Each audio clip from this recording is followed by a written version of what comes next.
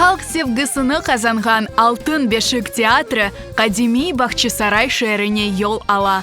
Майысның 28-інде мындай сейіржілер үшін 5 даққа нефес спектаклі тақдим етілечек. Терен маналы комедия әрбір инсанның жүрегінде из қалдырыр.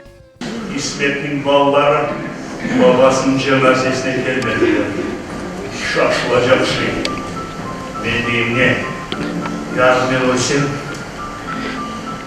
Benim önümde öyle sahipsiz kalıp gidecek var. Спектакльде халқымыздың белі артистлері иштирак ете. Дилевер Ситаров, Ситабла Меметов, Диляра Аджимамбетова, Луиза Усинова, Эминия Чевдетова, Гульнара Планжиева, Алим Аблаев, Виалия Бекирова. Режиссер Белял Белялов. Бекленілген көрішімні қачырмаңыз, милли санатымызға қол тұтыңыз.